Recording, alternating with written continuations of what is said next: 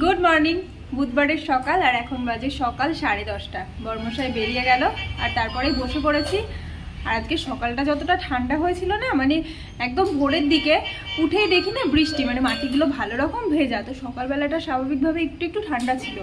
কিন্তু 10:30 বাজে সেই একই রোদ উঠে গেছে, কিন্তু মানে মারাত্মক গরম হবে সেই রকম রোদ। বৃষ্টিটা যে সকালবেলা হয়েছে বুঝতেই পারিনি। ভোরের দিকে ঘুমটা তো মানুষের গাঢ় হয়, তো আমাদের কাজের দিদি এসে বলছে যে সকালবেলাতে নাকি বৃষ্টি হয়েছে, তাই জন্য বললো যে একটু লেট হয়েছে, অনেকটা লেট করে এসছে। আমি বলছি এতটা লেট করে আসলে কেন আজকে? দিদি বলছে জানো না সকালবেলা বৃষ্টি হয়েছে, সকালবেলা বৃষ্টির জন্য বাড়িতে কোনো কাজকর্ম হয়নি, তাই জন্য বাড়ির কাজকর্ম সেরে একটু লেট করে এলাম। আমি বলছি হ্যাঁ জানি, মানে হয়েছে সেটা তো দেখতে পাচ্ছি, কিন্তু কখন হয়েছে সেটা জানি না। তো বলছে ভোর ভোরের দিকেই হয়েছে, মানে সকালবেলাতেই। তো অত সকালে তো ওঠা হয় না, আমি যখন উঠেছি তখন আবার রোদ উঠে গেছে, কিন্তু ওয়েদারটা একটু ঠান্ডা ছিল, কিন্তু এখন আবার ঝাঁঝা রোদ চকচক করছে। সকালে রান্না বান্না তো করেছি, কিন্তু সকালে সেরকম আর কিছু খাবো না। বেলের শরবত বানাবো এখনই, কালকে আর বানানো হয়নি। রোদ্দুরে পাপা বলেছে করে রেখে দিতে ওর জন্য ফ্রিজে, ও বাড়ি এসে খাবে। আর এখন আমি আর রোদ্দুর খাবো। আমার খুব একটা প্রিয় না বেলের শরবত, তবে একটু খাবো, পেটের পক্ষে তো খুব ভালো। আর রোদ্দুর খাবে কিনা সেটা আমার সন্দেহ আছে যথেষ্ট।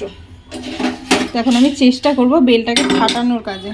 আমার আগে অতটা খেয়াল নেই, তাহলে রোদ্দুরে পাপার সাথে ফাটিয়ে নিতাম। বাবারই অনেকে না সেই নারকেল ফাটানো করে, আমার না কি শখ এরকম নারকেল নিয়ে কিছুতে ফাটানোর, কিন্তু এই জন্মে বোধহয় আমি এক হাতে নারকেল ফাটাতে পারবো না। বেলটাকে সাঁড়াশির সাহায্যে ফাটাতে হচ্ছে। এখন উপরটা কিন্তু বেলের দেখতে দারুণ সুন্দর, ভিতরটা কি হয় সেটাই এখন দেখার। ফেটে গেছে, এবার দু হাতের কাজ। বেলটা কিন্তু খুবই সুন্দর, আর এই মানে এই পাকা বেলের গন্ধটা যে কি ভালো লাগে, খেতে না ভালো লাগলেও কিন্তু গন্ধটা সেরা। এরকম কিন্তু কদবেলও ফাটানো হয়। তো এই বেলটা এখন চটকে চটকে মেখে কেমন করে শরবত বানাচ্ছি সেটা তোমরা দেখতে থাকো। প্রথমে একটা বড় বাটি নিয়েছি, আর হাত দিয়ে যেহেতু করবো, হাতটাকে সবার আগে পরিষ্কার করে ধুয়ে নিতে হবে। এইসব কাজ আমার চামচের দ্বারা সম্ভব না, মানে আমি তো পারি না। বেলটা কিন্তু অনেকটা বড়, অনেকটা শরবত হবে। অনেকে আবার না এই বেলের আঁশগুলোও কেমন করে, মানে অনেককে দেখেছি চুষে চুষে খেতে, কিন্তু এরকম ভাবে কখনো খাইনি, মানে ঠিক যায় না। পুরোটা বের করে নেব, আর এর গায়ে যেগুলো লেগে থাকবে সেটা একটা চামচের সাহায্যে এরকম ভাবে নিয়ে নেব। পুরো পাকা বেলটা, খুবই সুন্দর, গন্ধটাও খুব সুন্দর আসছে। দেখে তোমরা আশা করি বুঝতে পারছো, পুরো একদম ডিপ অরেঞ্জ হয়ে গেছে কালারটা। উপরের কালারটাও কিন্তু দারুণ হয়ে গেছে খোসা। সবটা নিয়ে নিয়েছি, এবার এটা থেকেও সবটা নিয়ে নেব। গরমের দিনে বেলপানা, আমের শরবত, লেবুর শরবত, ডাব, এগুলোই তো আসল খাবার। আর একটু গরম হলে রান্নাঘর দেখলেই ভয় লাগবে। যতটা সহজে রান্না করা যায় তখন ততই ভালো লাগবে। যতই রান্না করতে ভালোবাসো না কেন, গরমের দিনে রান্না করাটা একটা চাপের বিষয়। সবটা নিয়ে নিয়েছি, এবার চামচের কাজ শেষ। এটাকে প্রথমে একটু মেখে নেব, তারপরে অল্প অল্প করে জল মেশাবো। এবার জল দিয়ে চটকে চটকে এটাকে নরম করব। প্রথমে একটু খেয়ে দেখে নিলাম, বেলটা বেশ ভালোই মিষ্টি আছে।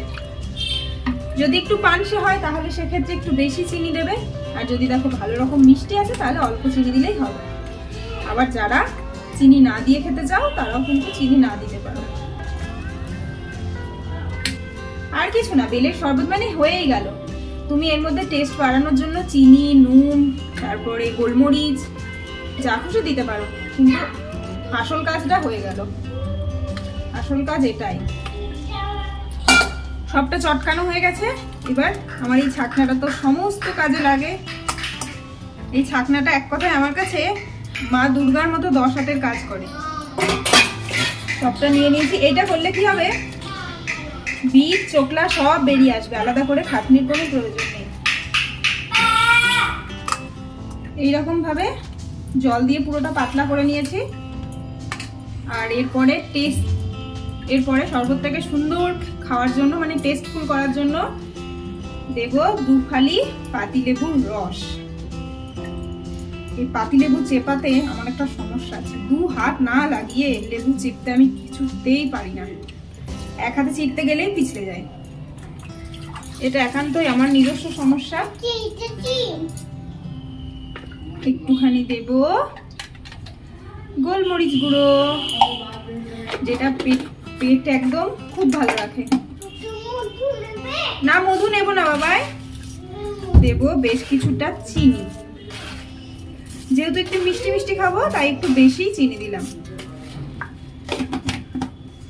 আর তার সাথে ঘরে আমার বিট লবণটা শেষ হয়ে গেছে, এমনি যে লবণ রান্না হয় সেই লবণই দিয়ে দিলাম অল্প একটু, ব্যাস। এবার ঢাকা দিয়ে রেখে দেবো 5 মিনিট মতো, তাতে চিনিটাও গলে যাবে আর সবগুলো খুব সুন্দরভাবে মিশে যাবে। তাহলে রেডি আমার বেলের শরবত। হয়ে গেছে আমাদের 2 গ্লাস বেলের শরবত। সুন্দর করে নিলাম, বাবিকে একটু গ্লাসটার দিকে নজর দিয়ে যদি খাই একটু, সেই জন্যই এই গ্লাসটাই নিয়েছি। কি দারুণ হয়েছে কিন্তু দেখতে। তবে আরও টেস্ট করার জন্য তোমরা কিন্তু আইস কিউবও দিতে পারো, কিন্তু সেটা তো দেওয়া যাবে না কারণ আমার বাবি খাবে।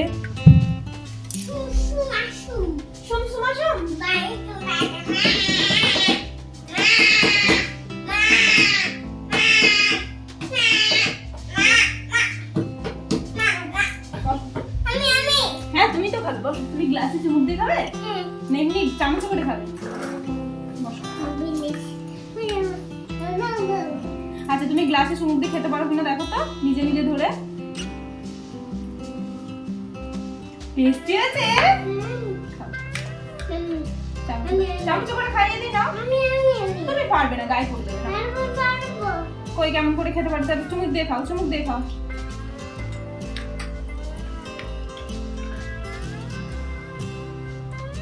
সব রুমালে পড়লো, মুখের মধ্যে একটাও গেল না।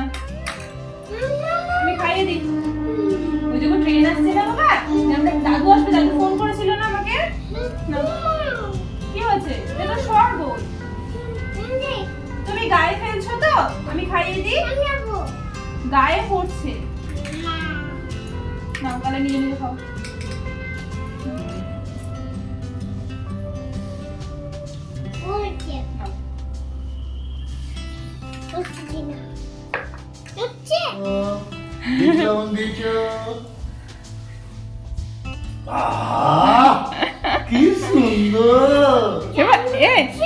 দাদু খাচ্ছে, দেবো তোকে একটু? ওকে খাওয়াতেই পারলাম না কিচ্ছু। ভালো তো, এটা যতবারই দাও ক্ষতি দেবো। একটু দাও। এটা পড়া কখন থেকে? ওরা আবার 11টা 20 ট্রেনে আসছে। না তো 7টা 20-তে পড়া, এইখান থেকে গিয়ে পড়ে। হ্যাঁ তাহলে খেয়ে দে, বিকেলে যাবি বাড়ি। ওটা খুলে কি করবে? রিয়া মিমির কলেজ আছে, কলেজে একটু ক্লাস একটু দেরি করেই আছে, তাই জন্য এসে একটু বসে রয়েছে। আর রোদ্দুর ব্যাস, মিমির থেকেও ফোনটা বেশি আপন, তাই না রে? হ্যাঁ গান আমি পারবো না। মিমিও কলেজ চলে গেল, দিয়ে খানিক কান্না হলো। স্নানের আগের মুহূর্ত, মিমি চলে যাওয়ায় খুব রাগ হয়েছে, খুব কষ্ট হয়েছে। মুখটা দেখি খুব কষ্ট হয়েছে মুখটা। দিয়ে মিমি নিয়ে এসেছিল কেক, সেই কেকটা নিয়ে একটুখানি শান্ত হয়েছে। আর আমার বাবি না এখন নিজে নিজে খেতে পারে না বাবা। ভালো হচ্ছে কেকটা? এটা না না, পড়াগুলো খেতে নেই, পড়াগুলো খেতে নেই, ফেলে দাও ফেলে দাও। হ্যাঁ পড়ে যাওয়াগুলো খেতে নেই। এটার কি কেক? Fruit cake. খাও।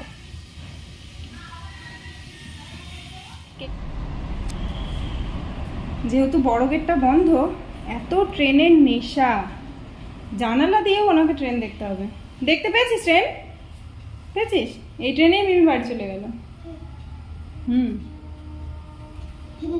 খুলতে হবে না, খুলতে হবে না। খুলবে? দিয়ে কি করবে খুলে? ট্রেন চলে গেছে, আর ট্রেন দেখা যাবে না। মাম্মা মাম্মা, ট্রেন চলে গেছে, আর দেখা যাবে না। মিমি আবার কালকে আসবে। কালকে তো রোদ্দুরের পাপা অনেকটাই পাবদা মাছ এনেছিল। কালকে হাফটা রান্না করেছিলাম, মানে বেশিরভাগটা কালকে রান্না করেছিলাম, আর আজকে যেটুকু ছিল সেইটা দিয়ে সবজি দিয়ে ঝোল করেছি। কি ভয়? কি ভয়? এই আসলে চলে যা, বলে দিয়েছি, আর আর আসবে না। একদম পাতলা সবজি দিয়ে মাছ দিয়ে ঝোল, এটা রোদ্দুর খাবে বলেই পাতলা করে করেছি এইটা। আর ওইটা দিয়ে আমরা দুপুরের খাবার খাবো পাবদা মাছ দিয়ে, তাই না মাম্মা? আর তুমি গামলা নিয়ে টুপি পরতে ভালোবাসছো কেন? কেন কেন করছো এগুলো? কেন? আমি কিন্তু রেগে যাচ্ছি এবার। গামলা রাখো, রাখো।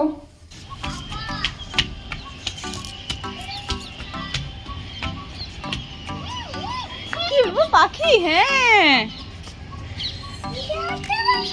ওই যে একটা পাখি, সত্যি তো। কি দেখছো? কি দেখছো তুমি?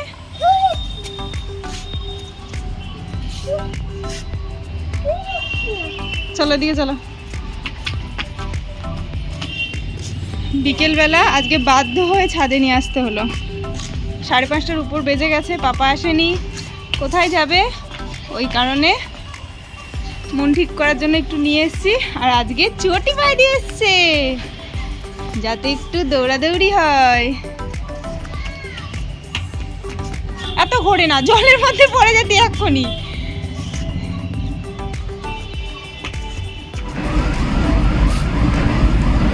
এতই ট্রেন দেখার ঝোঁক, এখান থেকেও ওনাকে ট্রেন দেখতে হবে। কি দেখছিস? খেলবি এবার মেলা রে মেলা? দাদা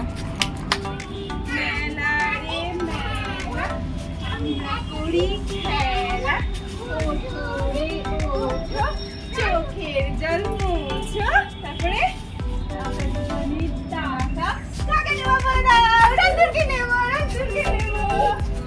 আমি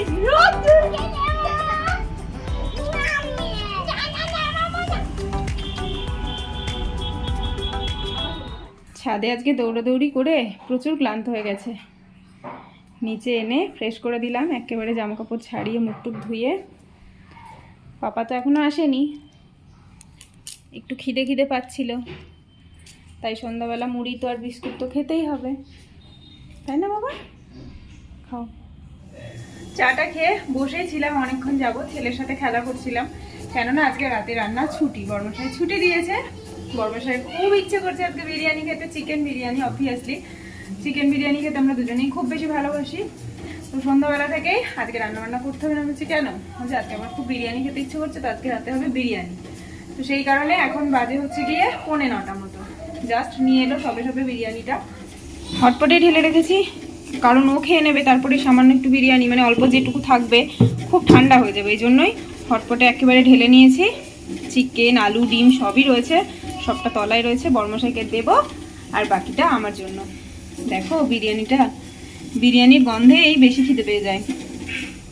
এত ভালো ট্রিটটা, আর আজকে লেগ পিসটাও কতটা বড়। কিন্তু আজকে না দুর্ভাগ্যবশত আমার খিদেটা একটু কম আছে। সন্ধ্যাবেলা খিদে পেয়েছিল, মুড়ি খেয়ে নিয়েছি। বর্মশাই যদি আগে বলতো তাহলে খিদেটা একটু বাড়িয়ে নিয়ে যেত। তো যাই হোক, লেগ পিসের সাথে কিন্তু কোনো কম্প্রোমাইজ না, মানে বর্মশাই যতই চাপ না কেন লেগ পিস পাবে না। খাওয়াটা শুরু করি। হ্যাঁ,